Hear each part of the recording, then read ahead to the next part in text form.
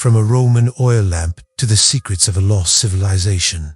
Today we bring you the story of an Oxford professor who unlocked history's mysteries while sleeping. Join us as we delve into the archives and reveal the remarkable tale of a sleeping historian and his unexpected journey through time. In the prestigious halls of Oxbridge University, Professor Arthur Pumble held a respected position as a historian. However, among his colleagues, there was a playful nickname whispered behind cupped hands and hidden smiles: the sleeping historian.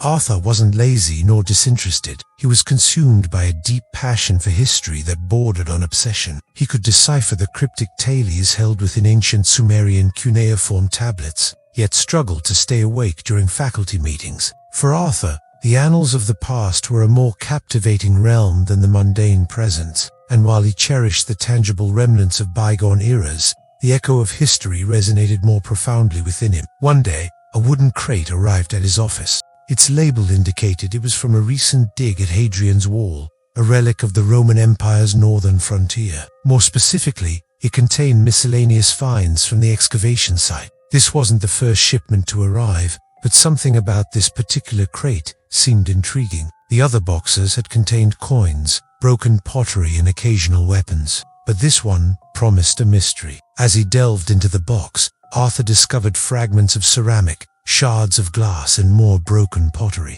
Among the debris, he came across a small terracotta oil lamp. The lamp was unremarkable, except for its perfect condition amidst the shattered artifacts. Nestled at the bottom of the box, protected by the weight of the pottery, it was miraculously intact. Arthur had always had a soft spot for seemingly insignificant objects. In his office, he kept a corner filled with such artifacts. Each item carried within it the echoes of lives lived long ago: a Roman brooch, a medieval comb, and an Edwardian pocket watch, each whispering tales of their former owners. The oil lamp, with its simplicity and unexpected preservation, captivated Arthur. He carefully removed it from the box, cradling it as if it were a fragile butterfly pinned under glass. He noted the earthen reddish hue, the product of firing the clay at a low temperature. He imagined the Roman soldier who had owned it, lighting it with a wick dipped in oil, casting a flickering glow on his weathered face.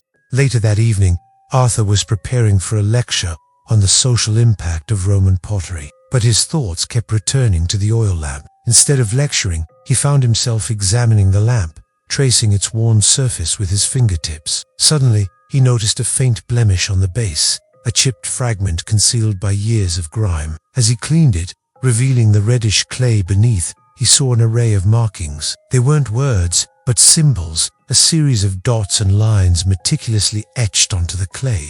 Initially, he thought they were decorations, perhaps inspired by the Roman practice of inlaying colored glass into their pottery. But as he studied the markings, he realized they were coordinates, a crude yet precise depiction of a building's interior. At the center, marked with a peculiar symbol, was a fireplace. It was a map leading to a hidden chamber. As the weeks passed, Arthur became increasingly preoccupied with deciphering the map. He had no intention of embarking on a treasure hunt, but the thought of a secret Roman structure laid dormant near Hadrian's Wall was tantalizing. During his spare time, he pored over maps and historical records, searching for any mention of a hidden compartment or secret passageway. He sought assistance from colleagues, but they were either dismissive or skeptical. Some suggested it was a hoax, while others attributed it to Arthur's overactive imagination. But he knew what he had stumbled upon. The question was, how could he prove it?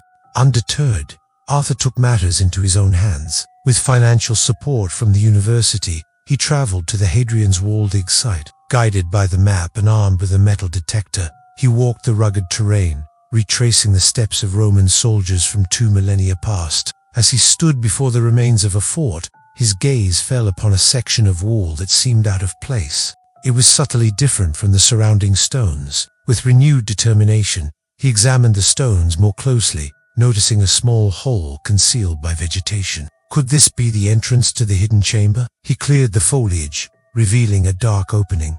Taking a deep breath, he stepped inside. The narrow passageway was pitch black, forcing Arthur to rely on his other senses. He could feel the coolness of the undisturbed earth, hear the faint drip of water, and smell the musty odor of ages past. After what felt like an eternity, the passage opened into a small, square room. Within it stood a clay amphora, similar to the one depicted on the lamp. It was sealed tightly, offering a glimpse into the past. With trembling hands, Arthur brushed away the soil, revealing an inscription. It was barely visible, but he managed to decipher the faded letters. They formed a name, Lucius Vindex. As he prepared to open the amphora, his excitement was palpable. He knew he was about to uncover a part of history that had remained hidden for centuries. Carefully, he broke the seal, revealing a collection of parchment scrolls. They were surprisingly well preserved, the product of careful burial. With reverence, he unrolled the first scroll, his eyes scanning the faded ink. What he saw before him was a series of diagrams. They weren't written in any known language, but Arthur could feel their significance. They were technical drawings depicting ingenious mechanisms, water management systems, and even astronomical charts. The scrolls revealed a side of Roman life rarely seen by outsiders. The ingenuity and intellectual pursuits of its soldiers, driven by his insatiable curiosity.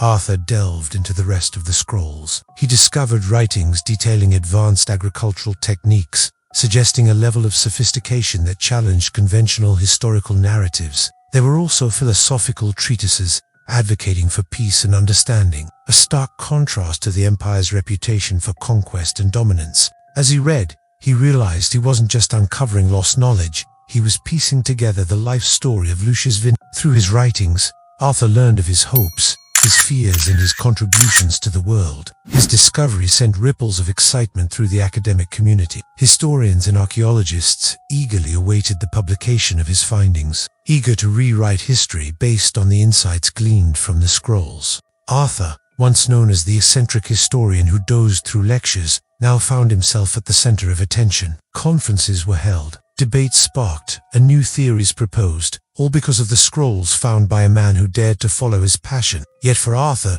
the true reward wasn't the fame or recognition. It was the connection he felt to the past. He realized that history wasn't just about dates and battles. It was about the lives and legacies of ordinary people. Lucius Vindex, the soldier who sought to improve the world around him, epitomized this belief. Arthur's journey had begun with a seemingly mundane oil lamp. It had led him to a treasure trove of knowledge and a deeper appreciation for the complexities of history. The sleepy historian had indeed awakened something profound, not just in the hearts of scholars, but within himself as well. Now, every time Arthur gazed at the ancient scrolls or the simple oil lamp, he saw more than just historical artifacts. He saw the embodiment of human spirit, the relentless pursuit of knowledge, and the enduring power of the human story. As he continued his research, sharing his discoveries with the world, he carried with him the legacy of Lucius Vindex, a reminder that greatness can often be found in the most unexpected places.